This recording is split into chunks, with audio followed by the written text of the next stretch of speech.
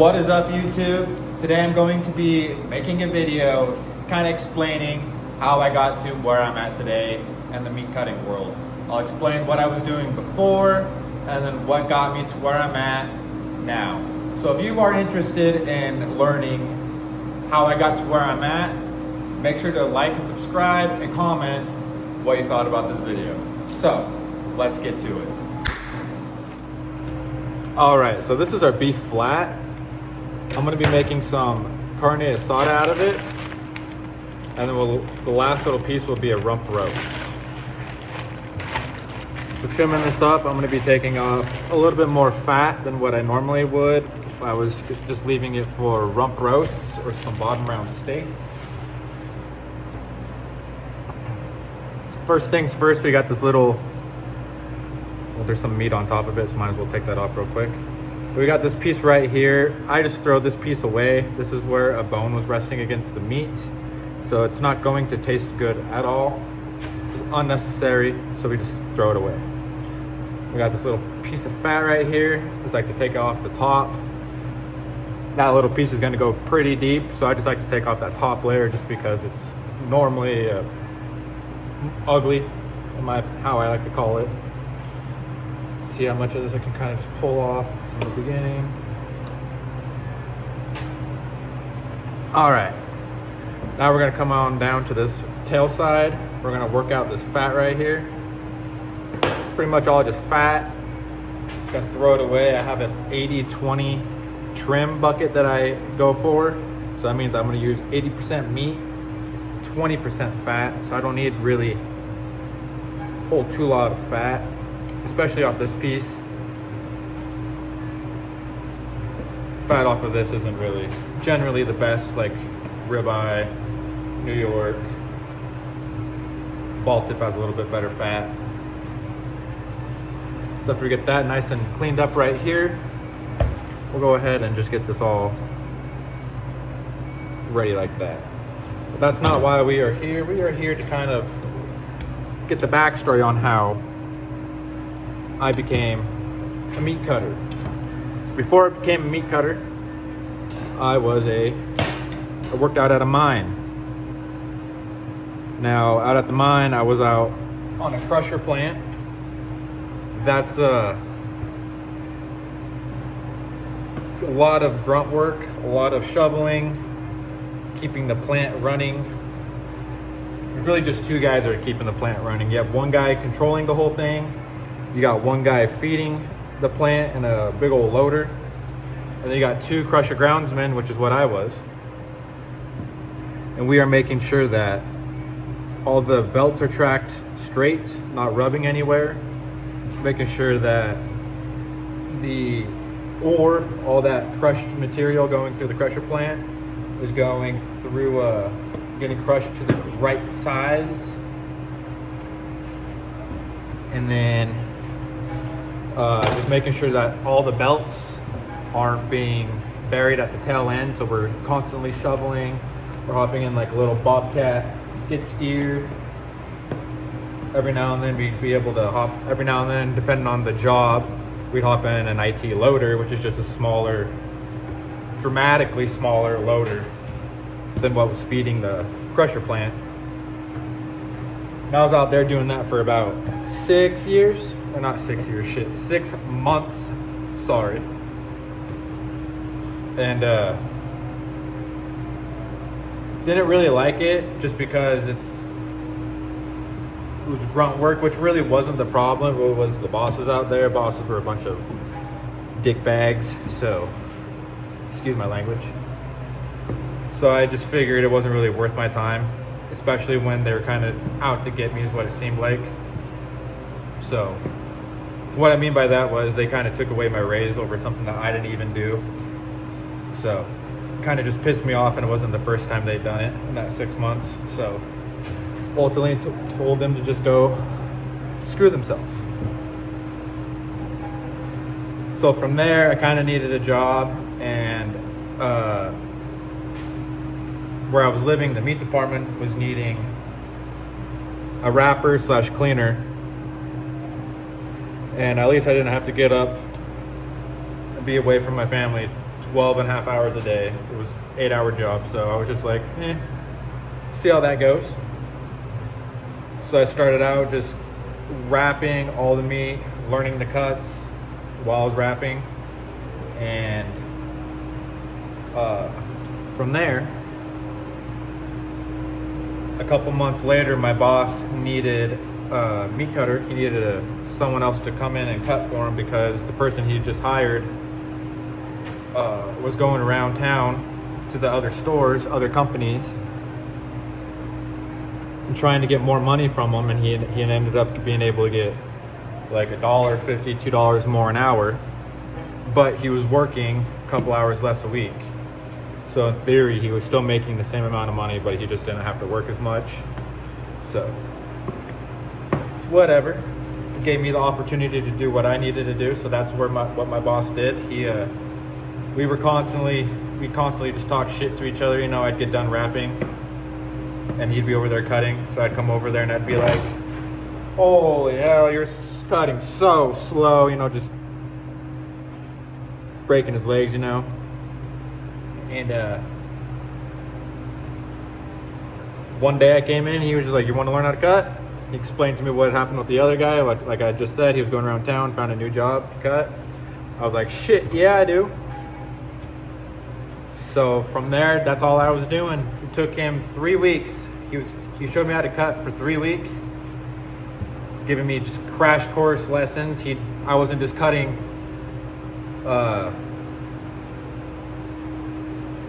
one little bit of thing here or there. You know, I was already cutting pork loin chops, then cut pork loin chops, sirloin chops as a meat wrapper.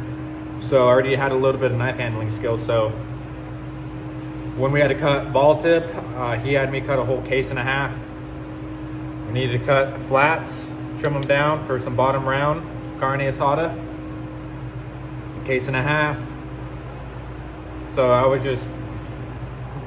learning how to cut in a very, very large quantity compared to how probably some people are taught. I don't really know how a lot of people are taught. I've had one apprentice and I taught him. It took me 6 months to train him. He was freshly right out of high school, so really smart kid. But 3.5 weeks after I was being taught how to cut, the company we were working for asked him if I was trained enough to go drive down to Kimberly, Idaho, and go and give the manager for that grocery store week break. She was going to go on vacation, and they needed someone to come and cut meat. And the company was very short on meat cutters. Always very short on meat cutters is what that company is known for. And my boss told me that he thinks I'm okay. I'm trained enough. He thinks I learned quick enough and can cut enough, especially for that store, the volume that it did. So he told me that he thought that I'd be able to do it. And if I think that I can do it, he would say that I could do it. But if he didn't, but if I said that I didn't want to, then he would let them know. And it didn't matter, and it wouldn't matter just because I was brand new. And I told him, shit, yeah. I was like, I'll do it. I was like, I'll pay for my gas. I get a little bit of overtime, drive down there and do all that. Shit, yeah. So I went down, worked in Kimberly for a week. Came back to Winnemucca, and the owners of the company called my boss and told him that they thought I did a phenomenal job, and they wanted to offer me a meat cutting position to cut between 2 stores, one in Jerome and one in Kimberly. So it was like between the two, it's like a 40 minute commute. And my ex-wife, my wife at the time, now ex-wife, she was really wanting to get back to Idaho, back to this Twin Falls area, because it's where all of her family is from and lived. Or not from, they're from Mexico, but all of her family's here. So I told them that, yeah, I would love to move down here. moved back down here, and a couple weeks later, we moved back down here. And I was doing that. I was cutting between the two stores for a little bit. And then I went from cutting between the two stores to just going to the Kimberly store. And about 6 months later, after moving back here, the manager for the Kimberly store, she was needing to go get some surgery. She was having carpal tunnel in her elbow, and she was already an older lady, so she was kind of just thinking about just retiring, stepping down, just working hours that she needed, and basically just retiring. So she started training me on how to manage a meat department. And when it came time for her to leave, she recommended that I take over. And at the time, I was only 21. So I would have been the youngest. I was already the youngest meat cutter in the company. One of the youngest meat cutters in the company, and that had just made me the most youngest manager throughout the whole company when they decided to promote me up to being the meat department manager. So once she stepped down, that kind of just left me being the only person in the meat department. So for 6 months, with equipment breaking down, no help, no nothing, I cut meat and managed at that store. And then about 7 months into that, 6.5, 7 months into that, I finally got some help. That was where I got my first apprentice. A lady in the deli, her son was just graduating and he needed a job. I told her I'd hire him. I needed help. Tell him to come and apply. And I trained him how to be a meat cutter. And so that's what we did. And so I was at that job for probably I want to say I managed there for about a year and a half. 2 years, year and a half. And then some buckery started going on there.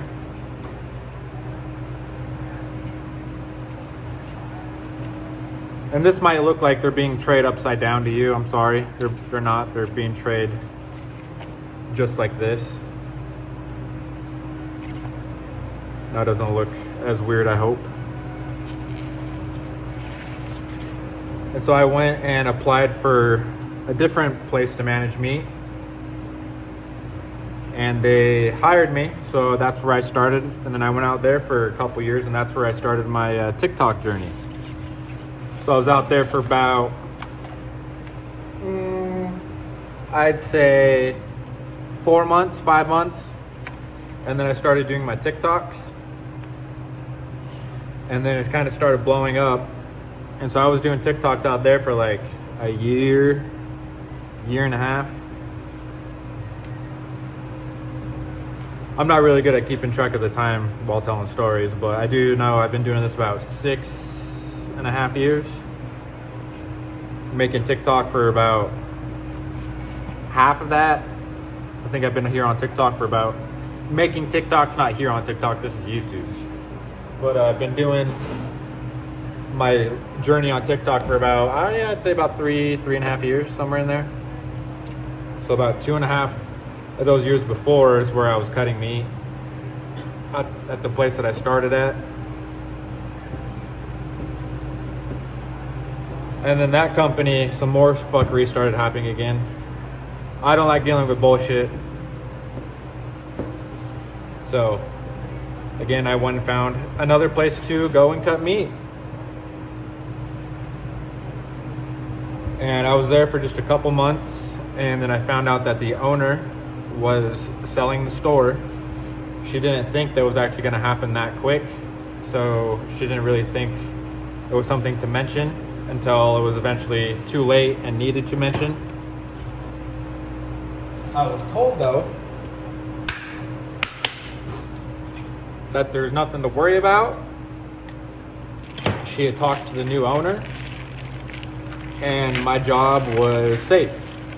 Nothing to worry about. She let him know I had a whole TikTok, and that she was letting me tell people where the store was at. She didn't care what I did because I was already making the company more money than any of the other previous managers she had had.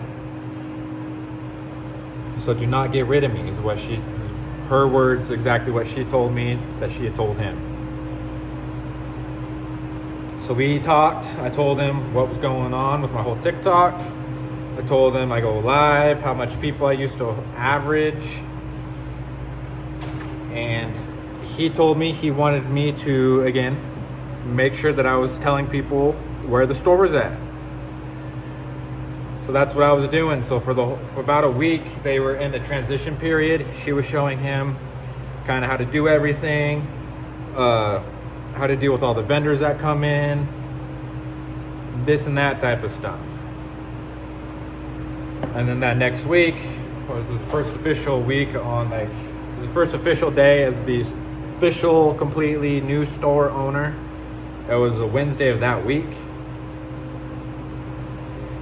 And I had Friday, Saturday, Sunday off that week. So he called me Friday morning, letting me know that Idaho is a right to work state and that he was getting rid of me.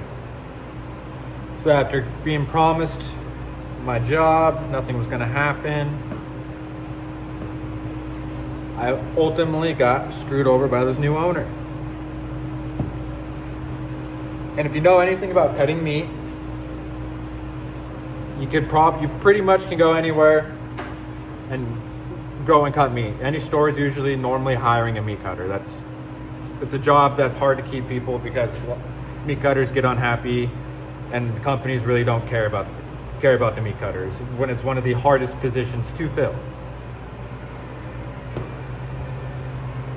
And it's a hard position to fill because they don't want to offer just the regular meat cutters enough money. So that's why I kind of disappeared for a little over a year, about a year and a half. I disappeared and went to basically a grocery store, a big old bulk grocery store called US Foods Chef Store.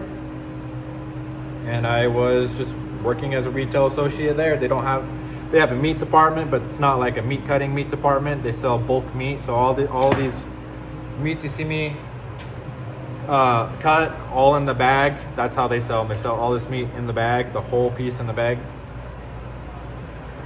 So I was there doing that for about a year and a half because, like I said, going and working for a grocery store just as a regular meat cutter, not as a manager or as an assistant manager, you don't make too much money. You make 13, maybe 14 bucks an hour here in Idaho just to be a regular meat cutter. And I was a dad. I had 2 kids. I have 2 kids, and I was also a husband at that time. I'm now divorced. So I needed to be making more than $13, $14 an hour. So I settled on Chef Store because I was making more than 13, 14 bucks an hour.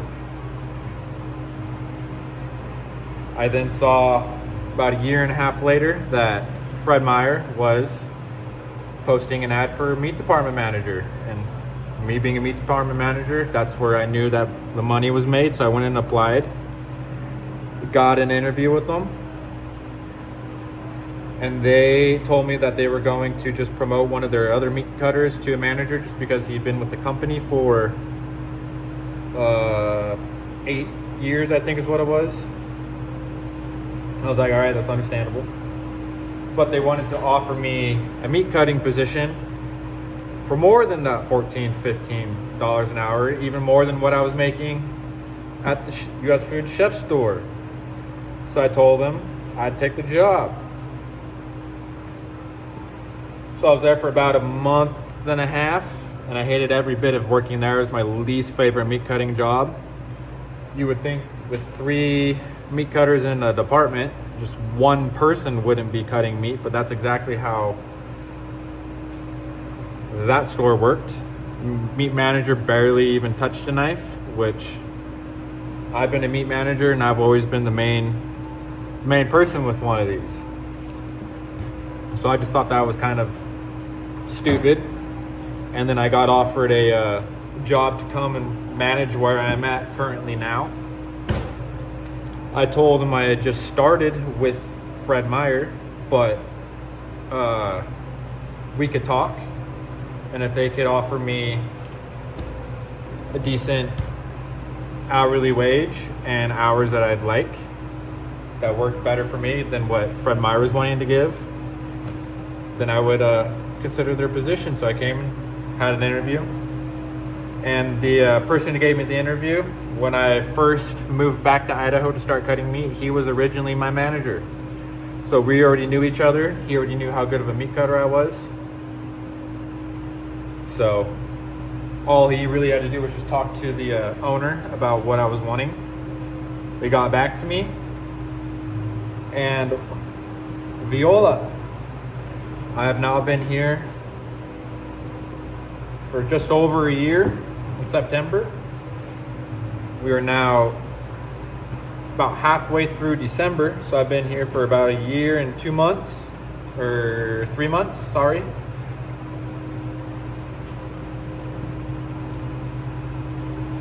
And that's kind of just been my journey as a meat cutter slash meat department manager. Started off in a mine, and then from that mine I went and started cutting meat. I do want to say that most people, when they learn how to cut meat, it does not take 3.5 weeks. My boss kind of told me it was kind of a freak of nature. Says he never seen anyone train that quick.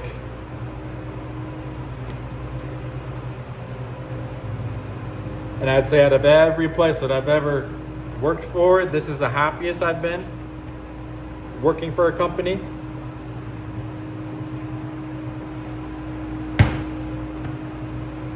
And that's really all you can really hope for being a meat department manager, because it's really hard to find somewhere to really be happy at. A lot of places think that you're replaceable, but if you find a good meat cutter, those are probably one of the hardest people to replace in a meat department.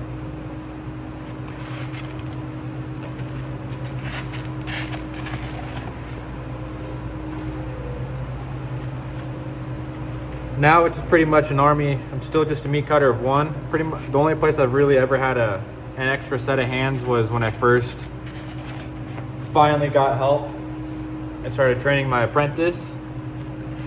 I recently just basically got another apprentice. I'm teaching him how to cut some meat, but that's going to be some long process of teaching with that. Not because he's not good at it or anything, but it's just smaller volume shop, so it's kind of hard to want to step away from this table and let someone else do it when I could pretty much do it myself. But we do need days off, correct? So it's just me being able to remember that we got to teach so that we can do vacations, we can do days off. Look at this. This is a big old bone. Look at that. They wanted to make sure that I got some extra weight in here. I couldn't get back. That's some bullshit right there. That's all bone though.